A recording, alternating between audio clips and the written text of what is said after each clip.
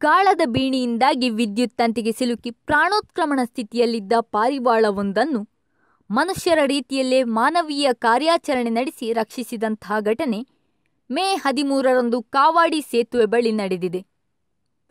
ಸ್ವಚ್ಛಂದವಾಗಿ ಬಾನೆತ್ತರಕ್ಕೆ ಹಾರಾಡುತ್ತಿದ್ದ ಪಾರಿವಾಳವೊಂದು ತನ್ನ ಮೈಗೆ ಸುತ್ತಿಕೊಂಡಿದ್ದ ಗಾಳದ ಬೀಣಿಯಿಂದಾಗಿ ವಿದ್ಯುತ್ ತಂತಿಗೆ ಸಿಕ್ಕಿ ಸಾಯುವ ಸ್ಥಿತಿಯಲ್ಲಿ ಒದ್ದಾಡುತ್ತಿತ್ತು.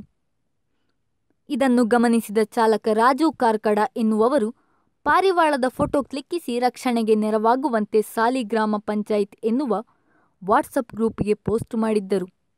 ಸಂದೇಶವನ್ನು ಗಮನಿಸಿದ ಪತ್ರಕರ್ತರು ಈ ಬಗ್ಗೆ ಹೆಚ್ಚಿನ ಮಾಹಿತಿ ಪಡೆದು ಮೆಸ್ಕಾಂ ಇಲಾಖೆಯವರ ಗಮನಕ್ಕೆ ತಂದು ಪಾರಿವಾಳವನ್ನು ರಕ್ಷಿಸುವಂತೆ ಕೋರಿಕೊಂಡಿದ್ದರು. ಆನಂತರ ಮೆಸ್ಕಾಂ ಸಿಬ್ಬಂದಿಗಳು ತಕ್ಷಣ ಸ್ಥಳಕ್ಕಾಗಮಿಸಿ ಪರಿಶೀಲಿಸಿದಾಗ ಹೊಳೆಯ ಪಕ್ಕದಲ್ಲೇ ವಿದ್ಯುತ್ ತಂತಿ ಹಾದು ಹೋದ್ದರಿಂದಾಗಿ ಸಾಕಷ್ಟು ಕಷ್ಟದಿಂದ ಕಾರ್ಯಾಚರಣೆ ನಡೆಸುವ ಅನಿವಾರ್ಯತೆ ಇತ್ತು. ಆದರೂ ಪಾರಿವಾಳದ ಪ್ರಾಣ ಕಾಪಾಡುವ ಹುಮ್ಮಸ್ಸಿನೊಂದಿಗೆ ಒಬ್ಬರ ಭುಜದ ಮೇಲೆ ಇನ್ನೊಬ್ಬರು ನಿಂತು ಕೊಕ್ಕೆಯ ಸಹಾಯದಿಂದ ತಂತಿಗೆ ತಗುಲಿದ್ದ ಬೀಣಿಯನ್ನು ತಪ್ಪಿಸಿ ಜೀವಂತವಾಗಿ ರಕ್ಷಿಸಿ ಮತ್ತೆ ಪುನಃ ಸ್ವಚ್ಛಂದವಾಗಿ ಬಾನೆತ್ತರಕ್ಕೆ ಹಾರಿಬಿಟ್ಟರು. ಕೋಟ ಶಾಖೆಯ ಪ್ರಭಾರ ಶಾಖಾಧಿಕಾರಿ ಚಂದ್ರಶೇಖರ್, ಸಾಯಿಬ್ರಕಟ್ಟೆ ಶಾಖಾಧಿಕಾರಿ ವೈಭವ್ ಶೆಟ್ಟಿ, ಪವರ್ಮ್ಯಾನ್ ಮೆಹಬೂಬ್, ವಿಶೇಷ ಕಾರ್ಯಪಡೆಯ ಸಿಬ್ಬಂದಿ ಪ್ರಮೋದ್ ಹಾಗೂ ಸುನಿಲ್ ಕಾರ್ಯಾಚರಣೆಯಲ್ಲಿ ಸಹಕರಿಸಿದ್ದರು.